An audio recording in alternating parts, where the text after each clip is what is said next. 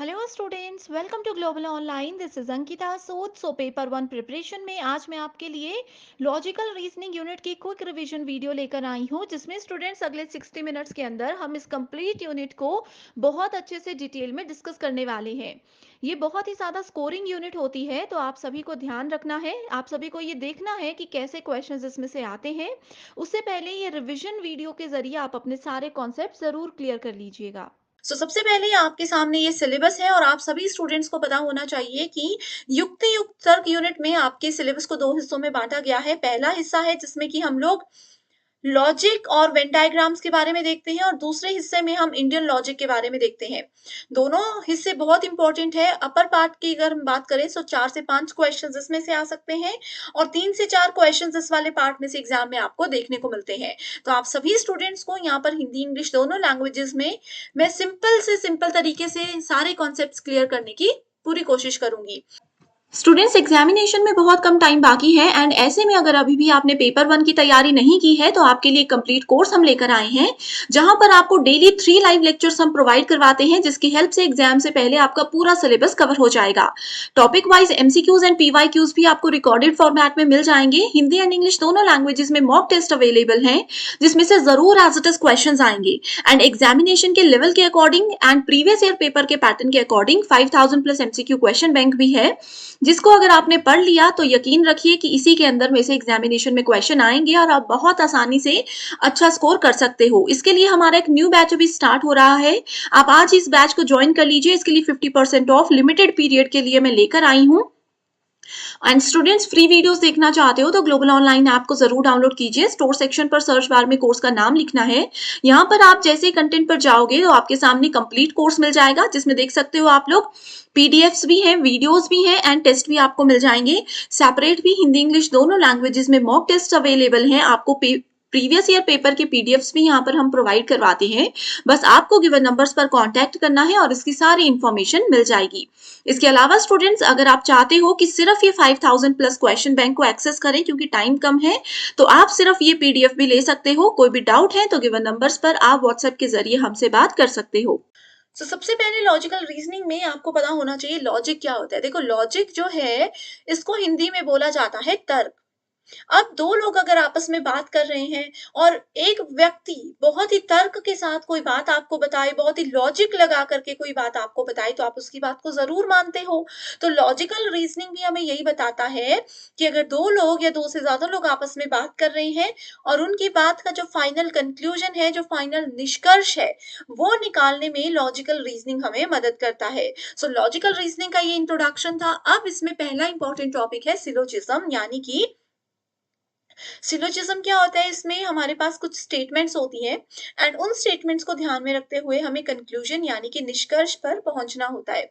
Okay, अब यहाँ पर एक चीज और ध्यान रखिए। एग्जाम में क्या होता है, कुछ स्टेटमेंट्स ऐसी दी होती हैं जिसका कोई लॉजिक नहीं होता, जो कि इलॉजिकल सी होती है, जिनका कोई फाइनल मीनिंग नहीं निकल पाता। तो स्टूडेंट्स, उसमें कंफ्यूज मत होना। सिलोजिज्म की खास बात यही है कि इसमें आप लोगों को स्टेटमेंट के जो स्टेटमेंट्स गिवन है उसके मीनिंग पर नहीं जाना है, बल्कि क्वेश्चन में क्या मांगा गया है, क्या पूछा गया है, डायरेक्टली उस पर जाना है। अब जैसे इसी एग्जाम्पल को देख लेते हैं। यहाँ पर 2 स्टेटमेंट्स दी गई हैं, स्टेटमेंट 1 और स्टेटमेंट 2। इन दोनों स्टेटमेंट्स को इकट्ठा बोलते हैं प्रीमाइसेस। ठीक है, प्रीमाइसेस इनको कहा जाता है। सो देखो, इसमें कोई लॉजिक नहीं है। पहली बोलती है ऑल पेन्स आर पेंसिल्स। हर एक पेन क्या पेंसिल होता है? All pencils are books. हर एक पेंसिल क्या बुक होती है? नहीं होती है। तो इसमें कहा गया है कि कई बार स्टेटमेंट्स और कंक्लूजन इलॉजिकल नजर आते हैं, अतार्किक नजर आते हैं, लेकिन सिलोजिज्म से संबंधित प्रश्नों का हल करते समय उम्मीदवारों को दिए गए कथनों को 100% सत्य मानना चाहिए। ये एक ट्रिक है। ठीक है, अब देखो, ये चीजें आपको हमेशा ध्यान रखनी है कि प्रीमाइसेस क्या होते हैं। 2 स्टेटमेंट्स हैं, दोनों स्टेटमेंट्स को प्रीमाइसेस बोला जाता है और कंक्लूजन जो होता है वो होता है निष्कर्ष। Okay, premises consist of 2 parts. अब देखो, प्रीमाइसेस को भी 2 हिस्सों में बांटा गया है, एक स्टेटमेंट को भी 2 हिस्सों में बांटा गया है। पहला है सब्जेक्ट और प्रेडिकेट, यानी कि विषय और विधेय। सब्जेक्ट क्या होता है? अब जैसे ये वाली पहली स्टेटमेंट है, ऑल पेन्स आर पेंसिल्स। ठीक है, सो इसमें ये जो पेन्स है ये होता है सब्जेक्ट, यानी कि किसी भी स्टेटमेंट में पहला जो शब्द होता है वो सब्जेक्ट होता है, विषय होता है, और दूसरा जो होता है वो होता है प्रेडिकेट, यानी कि विधेय। तो पहला हमेशा, जैसे इस वाली स्टेटमेंट में ये सब्जेक्ट है, विषय है, बुक्स क्या है, ये विधेय है यानी कि प्रेडिकेट है। तो ये चीजें आपको क्लियर हो गई। इसके बाद दूसरी चीजें आती है मिडल टर्म, माइनर टर्म और मेजर टर्म, प्रमुख पद, लघु पद और मध्य पद। एग्जाम में ये पद आपको ढूंढने के लिए पूछा जाता है, आपको पूछा जाता है कि इस तरीके से एग्जाम्पल दिया होगा, आपको बताना है कि इसमें से मिडल टर्म बताइए। एक मैं आपको बताती हूँ, उसके बाद होमवर्क क्वेश्चन दूंगी जिसका आंसर मुझे कमेंट करके बताओगे, ठीक है। सबसे पहले मिडल टर्म की बात करते हैं। मिडल टर्म होती है एक कॉमन टर्म, ठीक है। देखो इसमें क्या है, all pens are pencils, all pencils are books. So दोनों स्टेटमेंट्स में, इसमें हमने कंक्लूजन को नहीं देखना है, ठीक है। दोनों ही स्टेटमेंट्स में कॉमन क्या है, कॉमन है पेंसिल, ठीक है। तो पेंसिल्स क्या हो गई, पेंसिल्स यहां पर आ गई middle term. Okay, middle term को क्या कहते हैं, मिडल टर्म को कहते हैं मध्यम पद। In a syllogism, a middle term is a term that appears in both the premises. ये दोनों ही premises में है, दोनों ही statement में है, लेकिन conclusion में नहीं है। देखो पेंसिल्स आपको कंक्लूजन में नहीं दिखेगा, तो ये मिडल टर्म की इंपॉर्टेंट डेफिनेशन है जो कि एग्जाम में पूछी गई है। मिडल टर्म एक ऐसी कॉमन टर्म होती है जो कि दोनों स्टेटमेंट में दिखती है लेकिन कंक्लूजन में नहीं दिखती, निष्कर्ष में नहीं दिखती। सो यहाँ पर हमारे पास मिडल टर्म क्या हो गई, मिडल टर्म हो गई पेंसिल्स। उसके बाद आती है मेजर टर्म। मेजर का मतलब क्या होता है, बड़ा होता है, प्रमुख होता है। सो प्रमुख जो चीज होती है उसको सबसे ऊपर लिखते हैं, ठीक है। प्रमुख चीज सबसे ऊपर होती है। सो इसमें देखो ये तो मिडल टर्म है, तो मेजर टर्म क्या है, पेन्स है। मेजर टर्म क्या है, पेन्स है। इसको कैसे हमने देखा, पहली स्टेटमेंट में जो दो शब्द है, एक को पहले हम मिडल टर्म मान लेंगे, जो बचा बाकी दूसरा वो होता है मेजर टर्म। उसके बाद आता है माइनर टर्म। सो माइनर टर्म होती है हमेशा सेकंड स्टेटमेंट में, मेजर टर्म हमेशा फर्स्ट स्टेटमेंट में होती है, माइनर टर्म हमेशा सेकंड स्टेटमेंट में होती है। एंड इसमें भी मिडल टर्म जो है, एक शब्द मिडल टर्म आ गया, इसको हटा देंगे, जो दूसरा बाकी बचा वो हो गया माइनर टर्म्स। सो बुक्स यहाँ पर है माइनर टर्म, ठीक है। प्रमुख पद, माइनर टर्म मतलब लघु पद, और मिडल टर्म मतलब मध्यम पद। डेफिनेशंस पर एक बार जाते हैं। The term in a syllogism that is the predicate of conclusion is known as major term। अब देखो मेजर टर्म का एक और यहाँ पर रूल क्या है, इसमें कहा है कि प्रेडिकेट ऑफ कंक्लूजन, कंक्लूजन का प्रेडिकेट क्या है, कंक्लूजन का प्रेडिकेट जो है वो हमारे पास मेजर टर्म होती है। ओके, अब यहाँ पर एक मैं आप लोगों को होमवर्क क्वेश्चन दे रही हूँ। ऑल डॉग्स आर कैट्स, रुको इसको इस तरीके से लिखते हैं हम अच्छे से। All dogs are cats, all cats are lions, therefore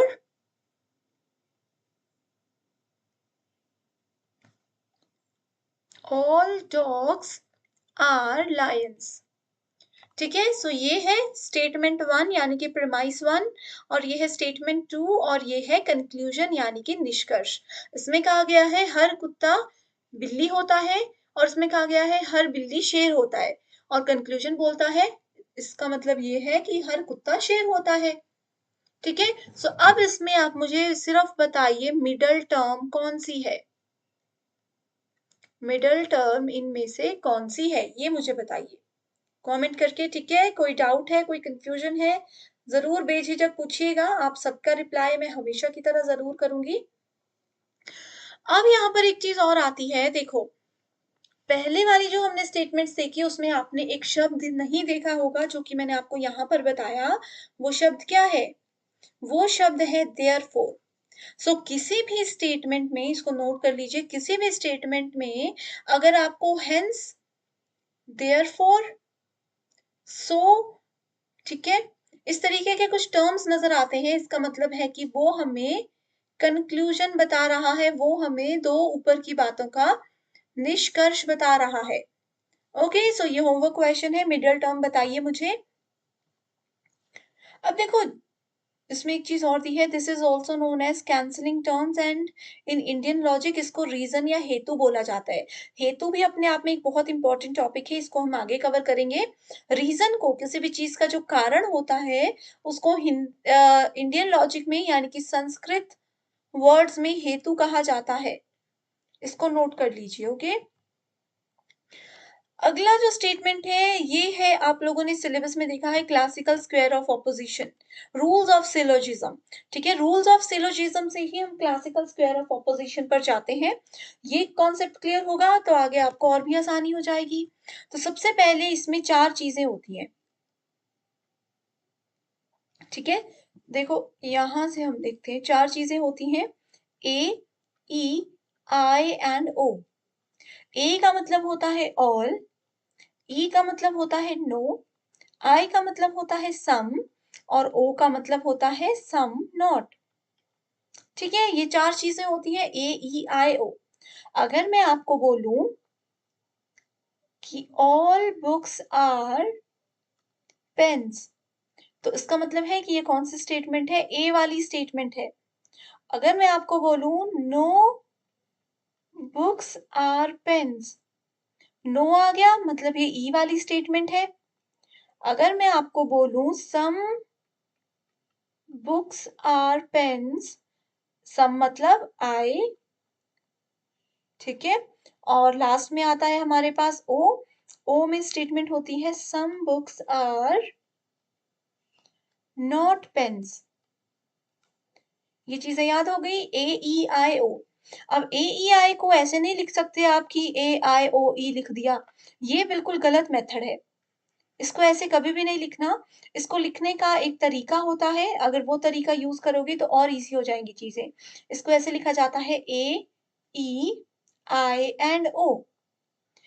अगर ऐसे लिखना समझ गए तो आगे की चीजें समझ लो आपकी 20% क्लियर हो गई है। ठीक है, अब देखो इसमें कहा गया था all S are P, all subjects are predicate universal. अब देखो यूनिवर्सल क्या होता है, अफर्मेटिव क्या होता है, क्वालिटी और क्वांटिटी क्या होता है, ये भी आपको बताती हूँ। अब मेरे पास एग्जाम्पल के साथ आगे बढ़ते हैं, मेरे पास 100 बुक्स हैं।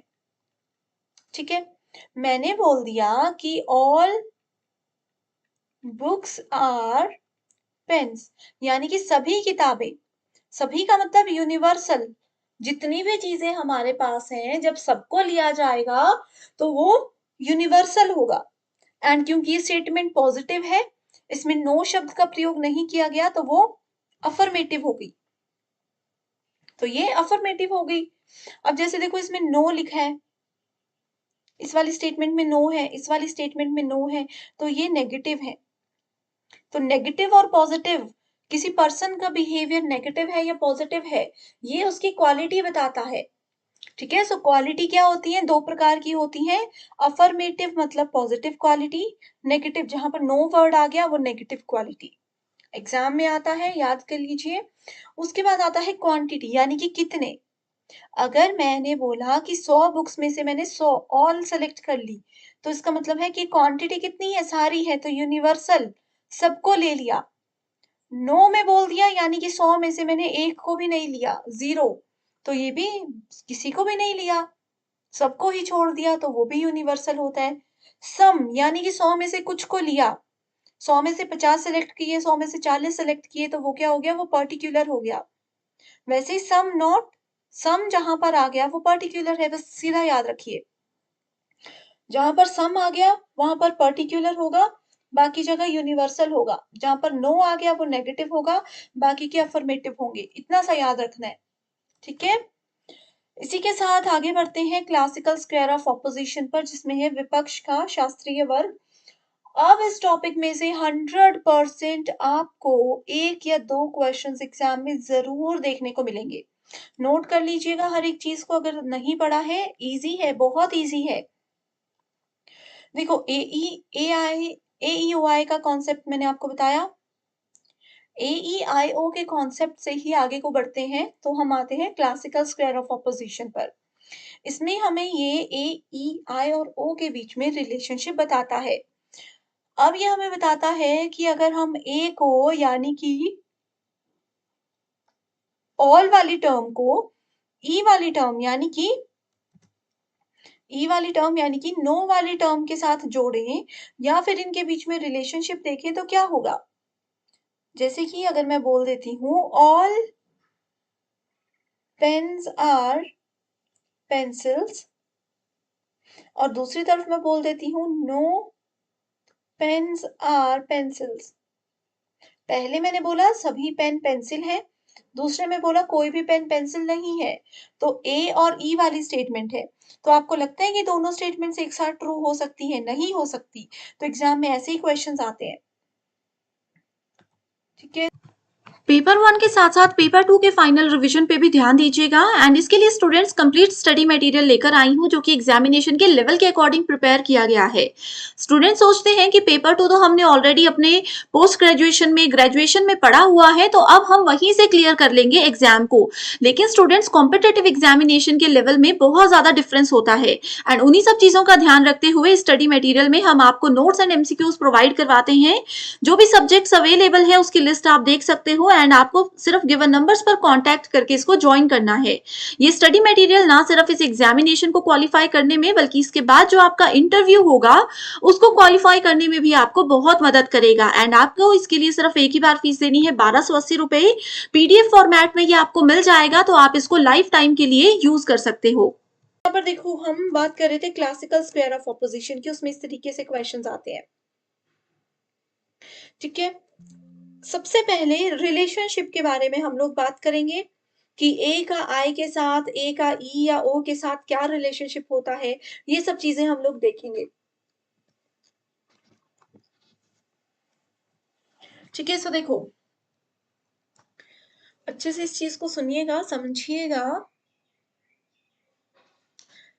ओके। सो यहाँ पर देखो ए और ओ के बारे में सबसे पहले देखते हैं। ये सबसे इजी रिलेशनशिप है। देखो ए और ओ कॉर्नर्स को मैच कर रहे हैं, वैसे ही ई एंड आई ये भी दोनों एक दूसरे के कॉर्नर्स के साथ मैच हो रहे हैं। ये जो रिलेशन है इधर का इधर के साथ, इधर का इधर के साथ, ये जो रिलेशनशिप होता है इसको कॉन्ट्राडिक्टरी रिलेशनशिप बोला जाता है। क्या बोला जाता है? Contradictory relationship. ठीक है। एक सेकेंड आप लोग रुकिए, मैं आप लोगों को और चीजें आसान करके देती हूँ।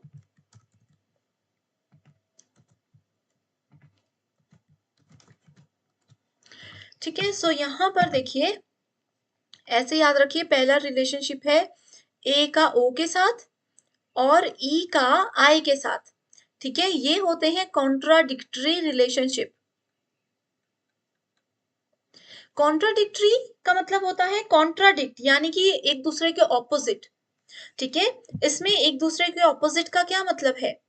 इसका मतलब ये है कि अगर ए वाली स्टेटमेंट को हमने बोल दिया कि ये बिल्कुल सत्य है तो डेफिनेटली सी बात है, बिल्कुल पक्की बात है कि ओ फॉल्स ही होगा। लेकिन अगर हमने माना था कि ए फॉल्स है तो इसका मतलब है कि ओ ट्रू होगा। ये एक दूसरे के ऑपोजिट है। एक फ्रेंड ने बोल दिया कि मैं जा रही हूं तो दूसरी ने बोला मैं नहीं जाऊंगी। अगर दूसरी ने बोला होता कि मैं नहीं जाती तो पहली वाली बोलती कि मैं तो पक्का जाऊंगी। वही हिसाब यहाँ पर ये कॉन्ट्राडिक्टरी एक दूसरे के बिल्कुल ऑपोजिट काम करते हैं। Same goes for E and I. E अगर ट्रू है तो आई हमारे पास फॉल्स हो जाएगा। ई अगर हमने मान लिया फॉल्स है तो आई हमारे पास ट्रू हो जाएगा। ये एक दूसरे के ऑपोजिट है। ठीक है। एक अगर ट्रू है तो दूसरा हमेशा फॉल्स होगा। एक अगर फॉल्स है तो दूसरा हमेशा ट्रू होगा। ये स्टेटमेंट है। एंड यहाँ पर ये भी ध्यान रखिए कि रिलेशनशिप जो है ए का ओ के साथ ही होगा, ई का आई के साथ ही होगा, जो मैंने अभी आपको बात बताई। इसको कॉन्ट्राडिक्टरी बोला जाता है। इसी के साथ अब दूसरा रिलेशनशिप कौन सा है? दूसरा लेकर चलते हैं हम कॉन्ट्रारी, ए और ई का रिलेशनशिप। ठीक है। इसको नोट इस तरीके से कीजिए, ए का रिलेशनशिप ई के साथ। ठीक है। ई आपको किसकी तरह दिखता है? ई जो है वो देखने में किसके जैसा है? एफ के जैसा है। ट्रिक बता रही हूँ, ई दिखने में एफ के जैसा है और एफ का मतलब होता है यहाँ पर फॉल्स। ठीक है, सो ए और ई का रिलेशनशिप हमें ये बताता है कि ये दोनों चीजें एक साथ में फॉल्स हो सकती हैं, एक साथ में झूठी हो सकती हैं, लेकिन एक साथ में सत्य कभी भी नहीं हो सकती। तो ए और ई का रिलेशनशिप क्या होता है? False together but not true together. ठीक है, तो ये रिलेशनशिप है ए और ई का। अगला रिलेशनशिप, अब देखो अगला रिलेशनशिप क्या है, इसका ऑपोजिट है। ऊपर वाला अगर कॉन्ट्ररी था तो नीचे वाला सब कॉन्ट्ररी है, आई एंड ओ। ठीक है, सो आई एंड ओ, कॉन्ट्ररी का उल्टा सब कॉन्ट्ररी। तो इसमें क्या होगा, आई किसके जैसा दिखता है? देखो आई किसके जैसा दिखता है? टी के जैसा दिखता है ना। और ई देखो, इसको ऐसे याद रखो, ई एफ के जैसा दिखता है मतलब फॉल्स, आई टी के जैसा दिखता है मतलब ट्रू।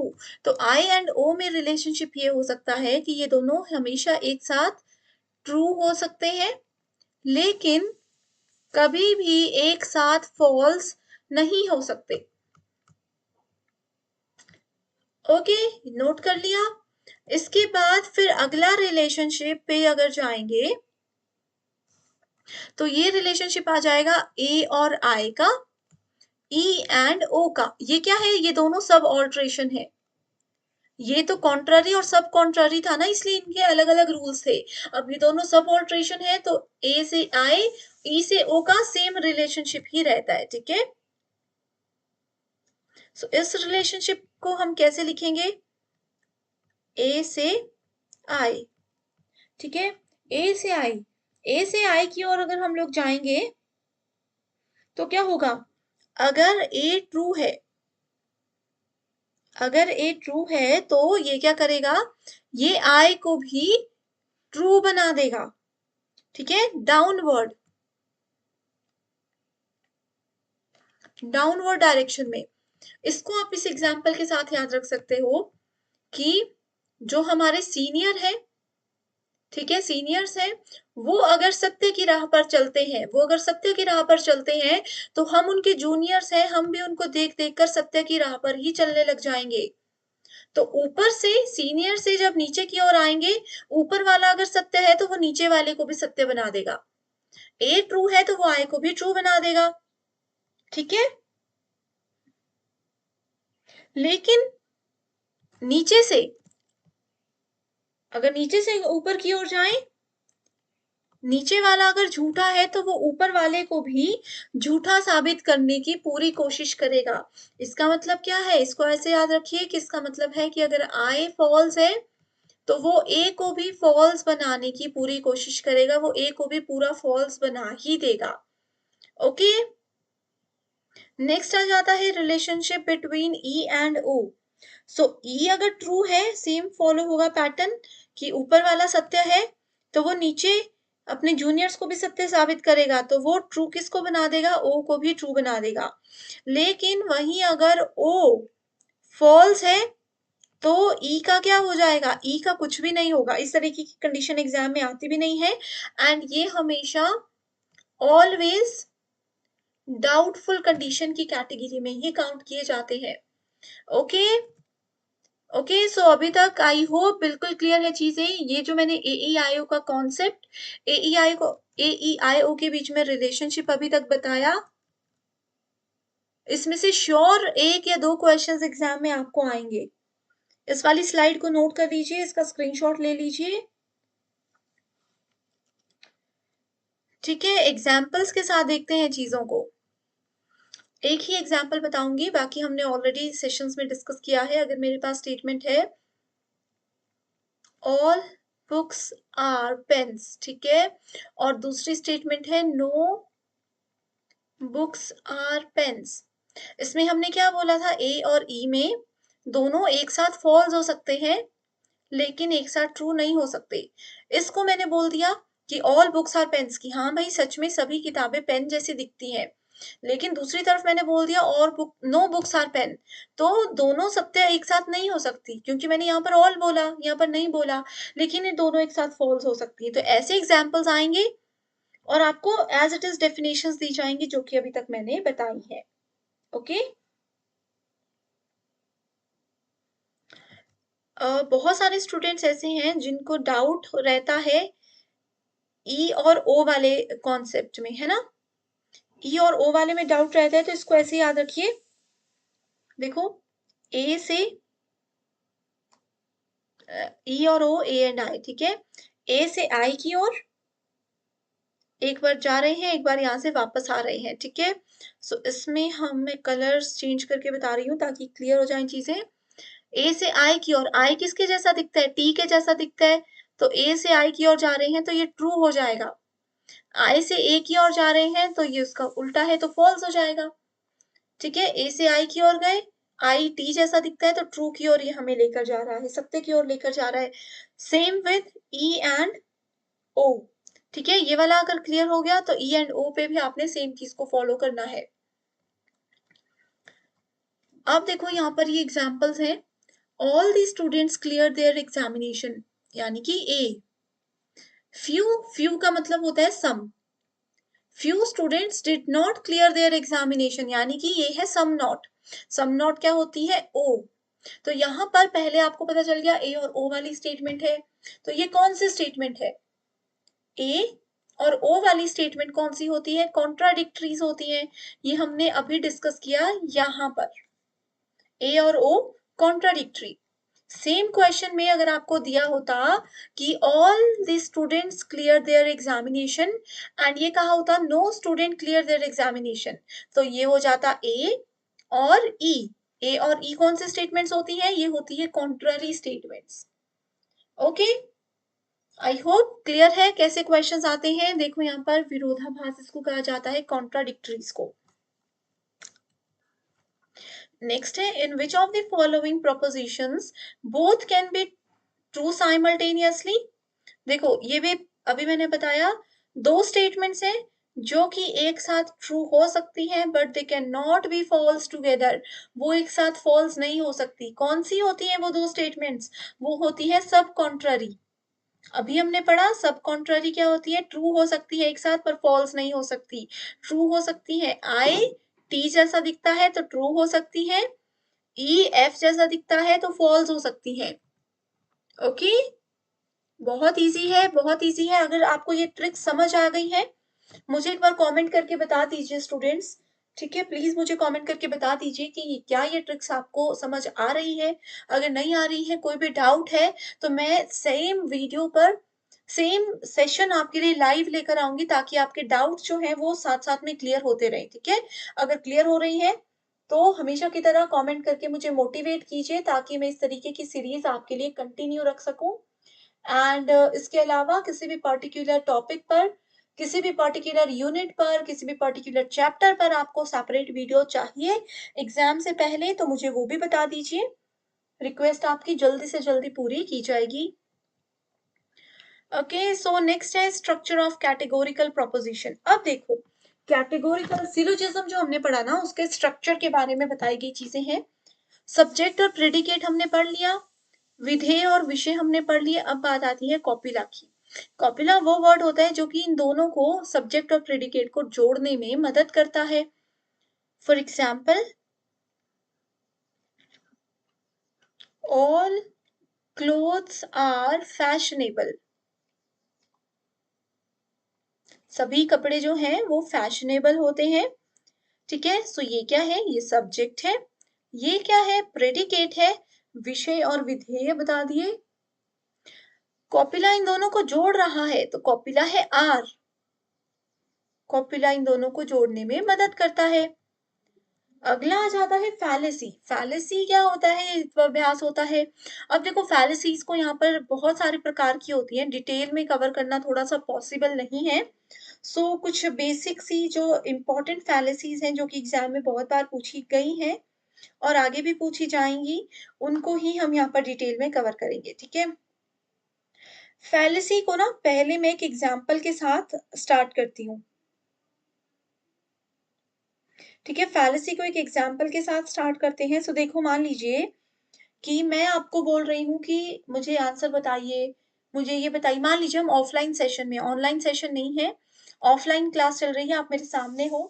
मैंने आपसे कुछ क्वेश्चन पूछा और आप पूरी क्लास ने मुझे इग्नोर कर दिया। मेरी बात का जवाब ही नहीं दिया, या फिर आप लोगों ने क्या कर दिया, आप लोगों ने जो है मतलब बात को ही चेंज कर दिया, लेकिन मेरी बात का आंसर नहीं दिया, मेरे सवाल का जवाब नहीं दिया। तो वो क्या कहलाता है? वो फैलेसी कहलाता है कि आपने मुझे भ्रम में थोड़ा-सा डालने की कोशिश की। ओके? आप लोगों ने क्या किया? मुझे थोड़ा-सा भ्रम में डालने की कोशिश की और मेरी बात का जवाब नहीं दिया। ये एक बेसिक से प्रकार की फैलेसी होती है। ठीक है? सो फैलेसी एक एरर होता है किसी भी आर्गुमेंट में that deceives our mind. It is a defect in an argument. किसी भी आर्गुमेंट में कोई डिफेक्ट होता है that consist of something other than merely false premise. अब देखो, मैंने आप लोगों को, मान लीजिए दो लोग आपस में बात कर रहे हैं, दो सहेलियां, दो दोस्त आपस में बात कर रहे हैं। एक ने कुछ बात बताई कि तुमको पता है आज मेरा यूजीसी नेट का एग्जाम था, उसमें ये क्वेश्चन आए थे।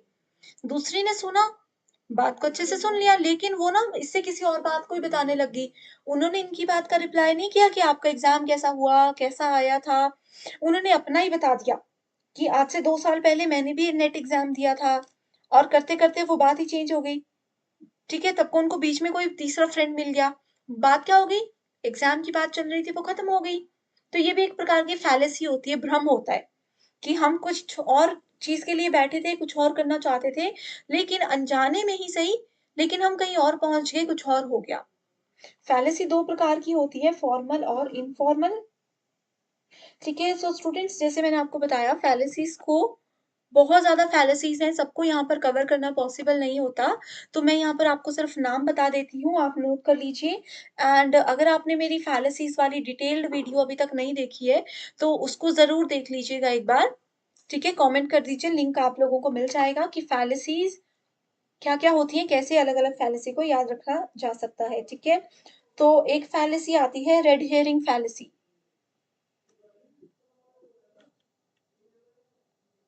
रेड हेयरिंग फैलेसी, जिसको इंग्लिश में डेलिब्रेट डाइवर्शन भी बोला जाता है। ओके, जानबूझकर अगर हम किसी बात को दूसरी तरफ घुमा देते हैं, तो उसको डेलिब्रेट डाइवर्जन कहते हैं। रेड हियरिंग फैलेसी, हियरिंग मतलब सुनना, रेड हियरिंग मतलब नहीं सुनना, कि हमने सुनकर भी उस बात को अगर इग्नोर किया, बात को बदल दिया, वो रेड हियरिंग फैलेसी होती है। ठीक है? जैसे कि घर में कई बार पेरेंट्स बोलते हैं कि आप लोगों की एग्जाम की तैयारी कैसे चल रही है? तो हम उनको ये नहीं बोलते कि अच्छी चल रही है या बुरी चल रही है। हमने क्या किया? हमने उनके सवाल का जवाब ये दे दिया कि तैयारी करने में तो बच्चों को 6-7 साल भी लगते हैं, एग्जाम बहुत टफ होता है। उन्होंने एग्ज़ैक्ट आंसर नहीं दिया, लेकिन बात को बदल दिया। तो इसमें भी रेड हेरिंग फैलेसी भी 2 प्रकार की होती है। एक वो होती है जिसमें हम थोड़े से जवाब को बदल देते हैं, टॉपिक को चेंज नहीं करते, बस थोड़ी-सी बात को घुमा देते हैं, लेकिन वो उसी टॉपिक से रिलेटेड होता है। जैसे कि अभी मैंने एग्ज़ाम्पल दिया कि उन्होंने ये नहीं बताया कि तैयारी उनकी कैसी चल रही है, लेकिन उन्होंने बात एग्ज़ाम की ही की, लेकिन कुछ और की। ठीक है? दूसरा होता है जिसमें उससे रिलेटेड डाइवर्जन नहीं होता। अब किसी को, मान लीजिए एक बच्चा खिलौने के लिए रो रहा है कि मुझे ये खिलौना चाहिए, तो उसकी मम्मी ने क्या किया, उसकी मम्मी ने बोल दिया कि चलो घर पर बहुत अच्छा खाना तुम्हारे लिए इंतज़ार कर रहा है, या फिर घर पर चलो तुम्हारे लिए एक नई ड्रेस मैंने लाकर रखी है। तो वो क्या हो गया, उन्होंने बच्चे का माइंड डाइवर्ट करने के लिए, उनका ध्यान खिलौने से हटाने के लिए बात को ही बदल दिया। तो वो आती है red hearing fallacy. Deliberate diversion, जिसमें जानबूझकर हम बात का मोड़ ही बदल देते हैं। उसके बाद अगली फैलेसी आती है जिसका नाम है straw man fallacy. Straw man fallacy, ठीक है? अगर हमें पता होता है कि एक सामने वाला पर्सन झूठा है, सॉरी, एक सामने वाला पर्सन सच बोल रहा है, लेकिन हमारे पास कोई लॉजिक नहीं होता, कोई सबूत नहीं होता कि हम उस पर्सन को सत्य ही मानकर चलें, तो इसके लिए हमें उसको झूठा मानना पड़ता है। ठीक है? तो वो क्या होता है? झूठा हम उसको जानबूझकर, सॉरी, इस चीज़ को फिर से देखते हैं। स्ट्रॉ मैन फैलेसी क्या बोलती है? अगर हमें पता होता है कि सामने वाला बच्चा सत्य बोल रहा है, मान लीजिए टीचर और स्टूडेंट है। टीचर ने आपको कुछ पढ़ाया और कोई टॉपिक गलत हो गया गलती से, कोई क्वेश्चन गलत हो गया गलती से। अब स्टूडेंट्स ने यहाँ पर इकट्ठे होके बोल दिया कि आपने इसका आंसर गलत बताया, ठीक है? अब टीचर को क्या लग रहा है कि टीचर को थोड़े टाइम बाद समझ आ गया कि हाँ, ये क्वेश्चन मुझसे गलती से गलत तो हो गया, लेकिन मैं तो टीचर हूँ। बच्चों के सामने अगर ऐसा हो गया कि मैंने गलत पढ़ाया, तो मेरी तो यहाँ पर इज़्ज़त जाएगी, है ना? मेरी तो यहाँ पर इमेज खराब हो जाएगी, ऐसा होता है। तो उस समय टीचर क्या करेंगे? टीचर बच्चों को, अब इस मामले में तो वो टीचर्स बच्चों को गुस्सा नहीं कर सकती क्योंकि उनको पता है कि बच्चे बिल्कुल सही बोल रहे हैं। तो इस टाइम पे टीचर क्या करेंगे? बच्चों को कुछ नीचा दिखाने के लिए या डाउन फील करवाने के लिए या उनको चुप करवाने के लिए बात ही बदल देंगे और कोई ऐसा टॉपिक उठा लेंगे जिससे कि वो उसको डिफीट कर सकें। एक एग्जांपल लेते हैं। टीचर को स्टूडेंट ने बोल दिया कि मैम आपने ये गलत पढ़ाया था। ठीक है, टीचर को कहीं न कहीं थोड़ी देर बाद रियलाइज़ हो गया कि गलत पढ़ा है, लेकिन टीचर अपना ईगो सैटिस्फाई करने के लिए इस बात को मान नहीं रहे कि उन्होंने वो गलत पढ़ा दिया था। और टीचर ने क्या कर दिया, टीचर ने बच्चों को इस तरीके से बोल दिया कि मैं तो देखना चाहती थी कि तुम क्लास में कितने अटेंटिव हो। ये देखने के लिए मैंने जानबूझकर ही आपको गलत आंसर बताया था। तो टीचर ने क्या किया, अपना एक ईगो मेंटेन करने के लिए, एक अपना अपर हैंड सेट करने के लिए थोड़ा-सा बात को बदल दिया और उस बच्चे की किसी पर्टिकुलर पॉइंट पर जो है वो पॉइंट आउट करने वो लग गए। ओके? इसके बाद आती है यहाँ पर आर्ग्यूमेंट अगेंस्ट द पर्सन, किसी पर्सन के आर्ग्यूमेंट पे हम कैसे यहाँ पर करते हैं। Appeal to ignorance, fallacy of division, hasty generalization fallacy, ये सब प्रकार है। मिसिंग द पॉइंट, ये भी एक फैलेसी होती है। हर एक चीज को अगर डिटेल में देखने लगे तो समझ आएगा, बाकी के टॉपिक्स मिस हो जाएंगे। तो इस पे एक सेपरेट वीडियो ऑलरेडी है, आप उसको देख सकते हो, ठीक है?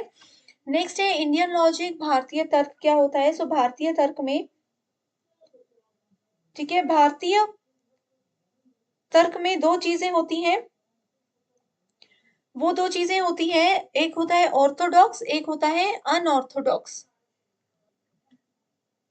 अब ये ऑर्थोडॉक्स का मतलब होता है आस्तिक वेदास। आस्तिक वो लोग होते हैं जो कि भगवान और वेद पुराण इन सब चीजों में मानते हैं। भारत में कई लोग ऐसे हैं जो कि मानते हैं कि वेदों पुराणों में जो कुछ भी लिखा है वो बिल्कुल सत्य है, इसके अलावा कुछ भी नहीं होता, यही चीजें हमारे जीवन में होती हैं और यही हमारा जीवन है। तो वो होते हैं ऑर्थोडॉक्स। और अनऑर्थोडॉक्स होते हैं नास्तिक लोग जो कि वेद पुराण भगवान ये सब चीजों में नहीं मानते। उनको लगता है कि अपना कर्म कीजिए, अपना काम कीजिए और यही एक जीवन होता है। सो जो आस्तिक लोग होते हैं, जो वेद पुराण में मानते हैं, उसमें कुछ फिलॉसफीज़ आती हैं, जैसे न्याय फिलॉसफी, विशेषिका, मीमांसा जिसको पूर्व मीमांसा भी कहते हैं, समख्या फिलॉसफी, योगा फिलॉसफी और उत्तर मीमांसा जिसको वेदांत के नाम से जाना जाता है। वहीं नॉन वेदास में आता है बुद्धिस्ट, जैनिज्म और चारवाक यानी कि भौतिकवादी। तो ये जो लोग होते हैं, आपने देखा होगा, बुद्धिस्ट लोग, जैन लोग मंदिर मस्जिदों में नहीं जाते, मंदिर और कहीं नहीं जाते। ये लोग अपने शांत रहते हैं, अपने ही में लगे रहते हैं, अपने काम पे ध्यान देते हैं, ना इनको फालतू में कुछ। आपने इनको कभी देखा है कि बहुत मंदिरों में जा रहे हैं, जगराता हो रहा है, कुछ हो रहा है? कुछ भी नहीं। ये लोग वेद पुराण भगवान इन सब में इतना मानते ही नहीं है। इनको लगता है अपने कर्म कीजिए, वही काफी है। ओके, इसके बाद अगला आता है प्रमाण। सो प्रमाण में सबसे पहली चीज तो आपको यहीं पर ये याद रखनी है कि प्रमाण होते हैं 6 प्रकार के इंडियन लॉजिक के हिसाब से, ठीक है? तो उसमें होते हैं 6 प्रकार के प्रमाण, जिसमें पहला है प्रत्यक्ष।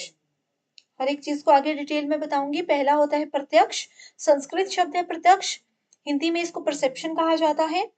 उसके बाद आता है अनुमान यानी कि इन्फेरेंस। उसके बाद आ जाता है उपमना यानी कि कंपैरिजन, शब्द वर्बल टेस्टिमनी, अर्थपत्ति इम्प्लीकेशन और अनुपलब्धि नॉन एप्रीहेंशन, ठीक है? इसी चीज को हम डिटेल में देखते हैं। प्रत्यक्ष का मतलब होता है जो चीज हमारे सामने है, आपने ये शब्द सुना होगा कि प्रत्यक्ष को कभी भी प्रमाण की ज़रूरत नहीं होती है ना? तो प्रत्यक्ष जो चीज़ हमारे सामने है, अब कोई इंसिडेंट होता मैंने अपने सामने देख लिया, अपनी आँखों के सामने देख लिया, तो उसके लिए मुझे किसी को कोई सबूत देने की ज़रूरत नहीं होती है। ये मतलब होता है प्रत्यक्ष का। ठीक है? ये एक ऐसा प्रमाण होता है जो कि हमारे सेंस ऑर्गन्स को यूज़ करता है, हमारी इंद्रियों का प्रयोग करता है। कोई चीज़ अगर मैंने अपनी आँखों से देखी, अपने कानों से सुनी, ठीक है? अपने खुद मैंने सामने उसको होते हुए देखा है, तो उस चीज़ के लिए मुझे किसी को भी सत्य साबित करने के लिए जो है सबूत की ज़रूरत नहीं होती, ये इसमें बोला जाता है। कोई चीज़ है जिसको मैंने खुद टच करके देखा वो सॉफ्ट है या हार्ड है। मैंने अगर खुद टच कर लिया कि वो सॉफ्ट है, तो मैं किसी को उस चीज़ का प्रमाण क्यों दूँ? ठीक है? वहीं अगर मैंने किसी फूड को कोई मुझे बोल रहा है कि ये फूड बहुत अच्छा होता है, खाकर देखिए।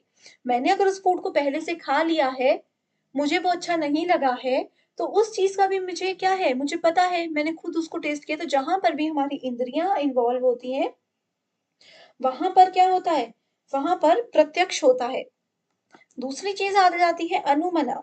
अनुमान का मतलब होता है गेस करना, असम्पशन्स, इन्फेरेंस जिसको बोला जाता है।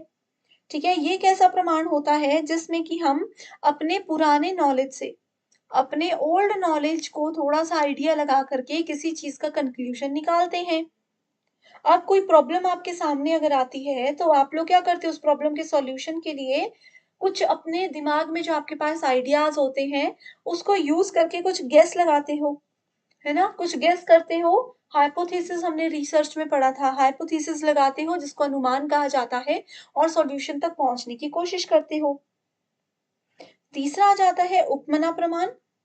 उपमना का मतलब होता है कंपैरिज़न, जहाँ पर एक चीज़ को किसी दूसरी चीज़ के साथ कंपेयर किया जा रहा हो, वहाँ पर उपमना प्रमाण होता है। अगला आता है अर्थपति। अर्थपति 2 चीज़ों से मिलकर बना है, ठीक है? अर्थपति 2 चीज़ों से मिलकर बना है, एक होता है अर्थ, ठीक है? यानी कि किसी चीज़ का अर्थ, किसी चीज़ का मीनिंग, और पति यानी कि उत्पत्ति, 2 चीज़ें होती हैं, देखो इसको लिख कर बताती हूँ। अर्थपति 2 चीज़ें हैं, अर्थ प्लस उत्पत्ति या फिर अर्थ की उत्पत्ति। किसी भी वर्ड का यहाँ पर मीनिंग जो है वो जनरेट किया जाता है, ठीक है? इसमें क्या होता है,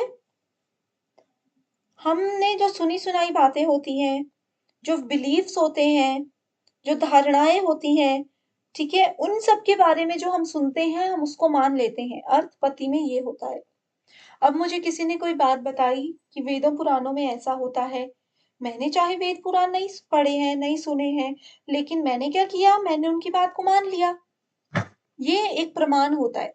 किसी की बात को मान लेना एक प्रमाण होता है, ठीक है? अनुपलब्धि, लास्ट है अनुपलब्धि, नॉन एप्रीहेंशन, नॉट अवेलेबल।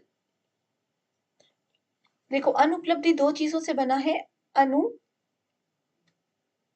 उपलब्धि यानी कि नॉट अवेलेबल, जो चीज़ उपलब्ध नहीं है, ठीक है? ये होता है absence of knowledge, absence of knowledge इसको कहा जाता है अनुपलब्धि, ठीक है? सो एब्सेंस ऑफ नॉलेज जहाँ पर हमें ज्ञान ही नहीं है। अब किसी जगह पर हमें किसी पर्टिकुलर चीज़ का अगर ज्ञान नहीं है, तो उसको अनुपलब्ध कहा जाएगा। एक यहाँ पर मिस हो गया शब्द। शब्द क्या होते हैं? शब्द को इंग्लिश में वर्ड्स बोला जाता है। वर्ड्स जहाँ पर यूज़ किए जाते हैं वो वर्बल चीज़ होती है, कम्युनिकेशन में हमने पढ़ा है। सो वर्बल टेस्टिमनी मतलब शब्द। किसी के शब्दों पर हम कैसे विश्वास कर रहे हैं, ठीक है? किसी के शब्दों पर ही विश्वास करके हम कोई डिसीज़न ले लेते हैं, उस चीज़ को शब्द यानी कि वर्बल टेस्टिमनी के नाम से जाना जाता है। ओके? ओके स्टूडेंट्स, सो ये हमने आज कंप्लीट कवर कर लिया है। ठीक है, हमने कंप्लीट कवर कर लिया है लॉजिकल रीज़निंग को भी। इतना भी पढ़ लोगे तो काफ़ी है, 7 से 6 से 7 क्वेश्चंस इतने में से भी आपको एग्ज़ाम में पूछने मिल सकते हैं। पीवाईक्यूज़ पे ऑलरेडी सेपरेट वीडियोज़ हैं। लिंक आप लोगों को डिस्क्रिप्शन बॉक्स में मैंने ऐड किया हुआ है, उस लिंक में जाकर आप सभी वीडियोज़ को देखकर फटाफट से प्रीवियस ईयर क्वेश्चंस को सॉल्व कर लीजिए। So thank you so much for watching this video and I wish you all the very best.